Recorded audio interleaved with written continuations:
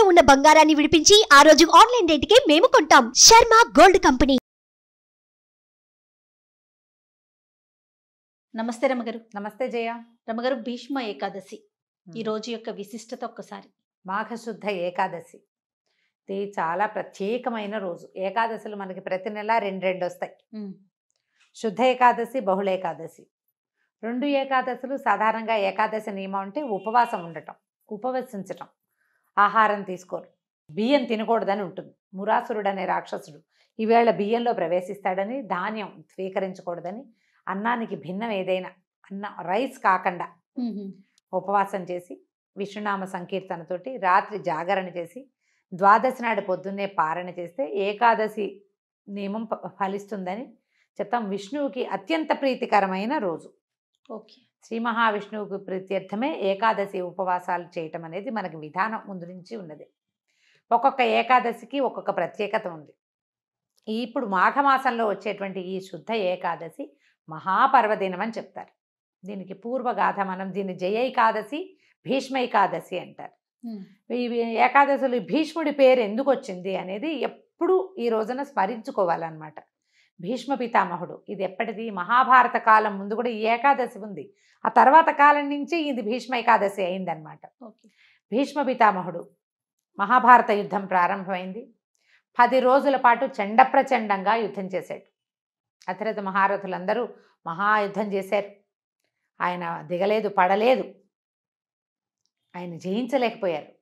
ఒక దశలో శ్రీకృష్ణ పరమాత్మ అంతటి వాడే, చక్రం పట్టను, ఆయుధం పట్టను, కేవలము సారథ్యమే చేస్తానని అర్జునుడికి మాటిచ్చి రథాన్ని తోలే కార్యక్రమాన్ని మాత్రమే పుచ్చుకున్నటువంటి శ్రీకృష్ణ పరమాత్మ కూడా ఇవాళ చంపేస్తాను భీష్ముడిని అని చెప్పేసి రథం మీద నుంచి దూకి చక్రాయుధాన్ని విసిరపోయాడు. అంత పరాక్రమవంతుడు భీష్మ పితామహుడు. అబ్బా, భగవంతుడి ఆయన దండబెట్టాడు. అసలు భాగవతం పోతన గారి పద్యాలు అయితే ఎంత బాగుంటుందో. ఆ శ్రీకృష్ణుడిని వర్ణించే శ్లోకం, ఆ కృష్ణుడు అట్లా దూకి తన మీదకి వస్తున్నటువంటి కృష్ణుడిని చూసి భక్తితో నేల మీద పడి దండం పెట్టినటువంటి భీష్మ పితామహుడి అసలు ఆ పద్యాలు వర్ణన విని తీరవలసిందే. మహాద్భుతంగా వర్ణించారు పోతన గారు. వ్యాసుల వారు చెప్పిందే వీరి భావన ఇంకా అద్భుతంగా ఉంటుంది. అప్పుడు అర్జునుడు బతిమలాడాడు, వద్దు వద్దు వద్దు, నువ్వు ఆయుధం పట్టనన్నావు, ఈ పని చెయ్యొద్దని. తగ్గారు.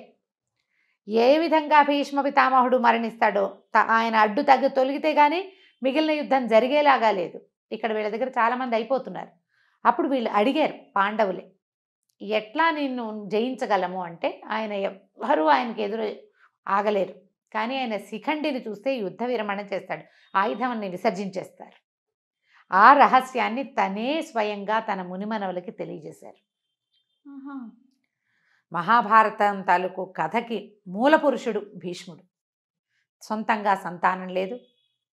తండ్రి యొక్క మనమలు, అది కూడా క్షేత్రజపుత్రులు. వాళ్ళు సహజంగా మనవలకు తన తమ్ముళ్ళకి పుట్టిన సంతానం కాదు, క్షేత్రజ సంతానం అయినా కూడా ఆ తండ్రి యొక్క దాన్ని కాపాడడం కోసమే పితామహత్వాన్ని కూడా స్వీకరించాడు. తాత అయిపోయాడు కదా, ముత్తాత అయిపోయినా ఆయన సింహాసనాన్ని రక్షించే కార్యక్రమం నుంచి బయటికి రాల. శిఖండి దర్శనం గనక అయితే, అంటే నపుంసక దర్శనం అయితే నేను ఆయుధ విసర్జన చేస్తానన్నాడు. అందుకని యుద్ధం చేసేటప్పుడు శిఖండిని, ఈ శిఖండి ఎవరు? ఈయనతోటి నిరాకరించబడిన అంబ, ఆమె కాశీరాజకుమార్తె, ఆమె యొక్క ద్వితీయ జన్మ అయిన ఈ శిఖండి స్వరూపాన్ని చూడంగానే ఆయన ద్రుపదరాజుకి సంతానంగా జన్మించింది ఆవిడ. ఆ శిఖండి కనపడేసరికల్లా ఈయన ఆయుధాన్ని విసర్జించేశాడు, బాణాలు వేసి కొట్టేశాడు అర్జునుడు. కానీ భీష్మ పితామహుడికి ఆయన యొక్క మహాద్భుతమైన చరిత్ర వల్ల ఇచ్ఛామరణ శక్తి ఇచ్చాడు తండ్రి. నీ అంతటా నువ్వు ఎప్పుడు కావాలనుకుంటే అప్పుడు మరణం వచ్చేలాగా. అప్పుడు ఆయన ఏమనుకున్నాడంటే, నేలను పడిపోతే శరీరం అంతా బాణాలు గుచ్చుకుపోయినాయి, పడుకునే పరిస్థితి లేదు. అంపశయ్య ఏర్పరిచాడట అర్జునుడు. బాణాలతోటి ఆయన శరీరం నేలకి తగలకుండా అట్లా గాల్లో ఆపి పెట్టేలాగా. ఆయన ఏమని భావించాడంటే, నేను ఇప్పుడు మరణించను, ఇది దక్షిణాయనం, ఉత్తరాయణ పుణ్యకాలం వచ్చాక అప్పుడు నేను మరణిస్తానని ఆయన ఉద్దేశపడ్డారు. ఆయన అనుకున్నట్టుగానే మార్గశిర మాసంలో భారత యుద్ధం మొదలైతే, ఇంచుమించుగా మార్గశిర శుద్ధ ఏకాదశిలే గీతా జయంతి అని చెప్పుకుంటాం. ఏకాదశి ద్వాదశుల్లో యుద్ధం మొదలైంది అనుకుందాం. ఏకాదశి కావచ్చు, ద్వాదశి కావచ్చు. కాస్త ఒకరోజు అటు ఇటుగా కొన్ని పాఠభేదాలు ఉన్నప్పటికీ మార్గశిర మాసంలో 10-11 రోజులు 12 రోజుల్లో 11-12 రోజులు అంటే అక్కడి నుంచి 10 రోజుల తర్వాత 10వ నాటి యుద్ధంలో పడిపోయారు భీష్మ పితామహులు. అంటే ఆ ఒక 5 రోజులు ఏకాదశి నుంచి ఏకాదశి అనుకుందాం పోనీ, ఏకాదశి, ద్వాదశి, త్రయోదశి, చతుర్దశి, పౌర్ణమి, అవో 5 రోజులు.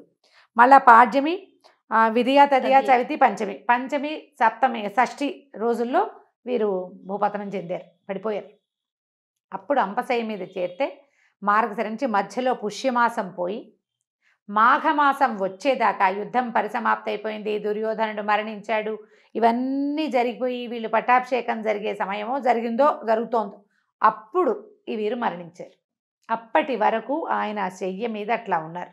ఉత్తరాయణం కోసం సూర్యుడు ఉత్తర దిశ వైపుకి తిరిగే సమయం వరకు వేచి ఉండి ఆయన పూర్తిగా తిరిగాక ఉత్తర దిక్కుకి వాలిన తర్వాత అప్పుడు ఆయన అప్పుడు మరణిస్తే ఊర్ధ్వగతులు, ఉత్తమ గతులు లభిస్తాయి, ఈ జన్మానికి సాఫల్యం లభిస్తుందని ఆయన అట్లా ఉండిపోయారు. ఈ దశలోనే విష్ణు సహస్రనామాలు చెప్పారు. విష్ణు సహస్రనామాలు భీష్మ ఉవాచ అని ఉంటుంది. భీష్మ పితామహులు చెప్పింది. మా ధర్మరాజు తరచుగా ఆయన్ని సందర్శించి ఎన్నో ధర్మ సూక్ష్మాలు తెలుసుకున్నాడు ఆయన దగ్గర నుంచి. అయితే ఈ సప్తమి నాడు, రథసప్తమి నాడు మన సూర్యభగవానుడు ఉత్తర దిక్కుకు తిరిగిపోతాడు పూర్తిగా. కొన్ని ఈ వేల సంవత్సరాల క్రితం ఈ సంక్రమణాలు అవన్నీ కూడా కొంచెం అటు ఇటుగా జరిగేవని, ఈ సప్తమికి దగ్గరలోనే సంక్రమణం జరిగి ఉండొచ్చు అని కూడా ఒక పాఠం ఉంది. దాని మీద అంత గొప్ప వివరణ నాకు పెద్దగా అవగాహన లేదు, అక్కడక్కడ పెద్దవారి దగ్గర వినటమే. అష్టమి నాడు నుంచి ప్రాణం మొదలుపెట్టారని, ఏకాదశి దాకా అంటే ఈ ప్రాణాలు పంచప్రాణాలు ఒక్కొక్కటి వెళ్ళినాయని, అష్టమి, నవమి, దశమి, ఏకాదశి నాడు పూర్తిగా ప్రాణ విసర్జన చేశారని, ప్రాణాలు వదిలిపెట్టారు. ఏమనాలని, ప్రాణోత్కర్షణ అలాంటి పదం ఒకటి వాడతారు. పూర్తిగా తన జీవాన్ని వదిలిపెట్టారని చెప్తారు. ఓకే, అష్టమి నుంచి ఏకాదశి దాకా ఈ దశ నడిచింది అని చెప్పే పాఠము ఉంది. మరి సప్తమి నాడే సూర్యుడు ఉత్తరం వైపుకి తిరిగిపోతే ఈయన ఏకాదశి దాకా ఎలా జీవించి ఉన్నారు? సూర్యుడిని చూడగానే వెళ్ళిపోవాలి కదా. ఇక్కడి నుంచి మొదలుపెట్టి అలా జరిగిందని ఒక పాఠం. అయితే వీరు ఇంత మహాభక్తులు భీష్ముడు, తర్వాత మహాద్భుతమైనటువంటి చరిత్ర కలిగినవాడు, అత్యద్భుతమైన భక్తిపరాయణుడు, భగవంతుణ్ణి నేరుగా కంటితో చూడగలిగినవాడు. ఆయన యొక్క మరణం ఏ రోజునైతే జరిగిందో ఆ రోజున ఆయన పేరుతోటే భగవత్ప్రీతికరమైనటువంటి ఏకాదశిని ఆయన పేరుతోటే పిలవాలని శ్రీకృష్ణ పరమాత్మ ఆదేశించారని చెప్తారు. ఇలాంటి ముక్తి, ఈ రకంగా ఇచ్ఛామరణంతో ముక్తిని సాధించగలిగిన వాళ్ళు ఇంకా ఎవ్వరూ మనకి ఏ కథలోనూ, ఏ చరిత్రలోనూ, ఏ పురాణంలోనూ చెప్పలేదు. అంత అత్యద్భుతమైన వ్యక్తి భీష్మ పితామహుడే. ఆయన చరిత్ర మొదటి నుంచి, ఆయన పుట్టుక నుంచి మరణం దాకా ప్రతి విషయము అత్యద్భుతంగానే ఉంటుంది. అయితే ఇంత అత్యద్భుతమైన వ్యక్తి ఇంత బాధాకరమైన మరణం కోసం వేచి ఉండే కార్యక్రమం ఎందుకు జరిగింది అంటే, ఎవరైనా కర్మశేషాన్ని అనుభవించవలసిందే. ఓహో, ఆయనది అనుభవించటానికే ఉన్నారేమో అంతేనంటారా? అనుకోవాలి. ఎందుకంటే ఈ ద్రౌపది వస్త్రాపహరణం జరిగేటప్పుడు, పాండవుల పట్ల అన్యాయం జరిగేటప్పుడు ఆయన కొంత మౌనాన్ని వహించాల్సి వచ్చింది. ఆ తప్పు ఏదైనా నివారించకపోవటము, అడ్డుకోకపోవటం కూడా పాపమే. స్వయంగా చేయకపోయినా కూడా ఆపలేకపోవటం, ఆ ఫలితాన్ని ఈ స్వరూపంలో అనుభవించడానికి సిద్ధపడ్డారు స్వచ్ఛందంగా. తన తప్పిదం ఉంది, ఆ తప్పిదాన్ని ఆయన స్వయంగా అనుభవించడానికి ఎంత సామర్థ్యం కావాలి. అలాంటి సమర్థవంతుడైనటువంటి వ్యక్తి యొక్క పేరుని, ఈ కథను తలుచుకుని భీష్మ ఏకాదశి నాడు విష్ణు పూజ చేస్తే అత్యద్భుతమైన ఫలితం లభిస్తుంది అని చెప్తారు. వైకుంఠ ఏకాదశి ఎంత పుణ్యప్రదమైనది, ఎంత అత్యద్భుతమైన ఫలితాన్ని ఇస్తుందో అలాంటిదే ఈ మాఘమాసంలో వచ్చే భీష్మ ఏకాదశికి కూడా అటువంటి ఫలితం లభిస్తుంది అని చెప్తారు. ఈ రోజున దేవాలయ దర్శనం కానీ, ఉపవాసం ఉండటం కానీ, జాగరణ చేయటం కానీ, ఎవరికైనా ఏదైనా దానం చేయటం కూడా, ఇవాళ చేసే దానము అవన్నీ కూడా చాలా అమోఘమైన ఫలితాన్ని ఇస్తాయి. కథ తెలుసుకుని పిల్లలకి చక్కగా భీష్మ పితామహుడి గురించి కథలు అవి చెప్పగలిగితే మరింత బాగుంటుంది. కృష్ణనామ ఈవేళ మొత్తం కృష్ణనామంతో మనం రోజంతా గడపటం. ఎవరితోటి పోరాటాలు, యుద్ధాలు అవి చేయొద్దు, పోట్లాటం లేదు. సాధ్యమైనంత మౌనం అవలంబించండి. భగవన్నామ సంకీర్తన చేస్తూ గనక ఉంటే ఏదైనా మనం చెప్పుకోలేము, ఏదో సంగీతం ఏదైనా వింటుంటే భగవన్నామాలతోటి అది కూడా మంచి ఫలితాన్ని ఇస్తుంది. కొంచెం ఇలా పర్వదినాలప్పుడు కనుక మనం కొద్దిగా జాగ్రత్త పడితే, శ్రద్ధ పెడితే మనకి భగవంతుడి సేవలో పాల్పంచుకునేందుకు అవకాశం లభిస్తుంది. నమస్తే. నమస్తే.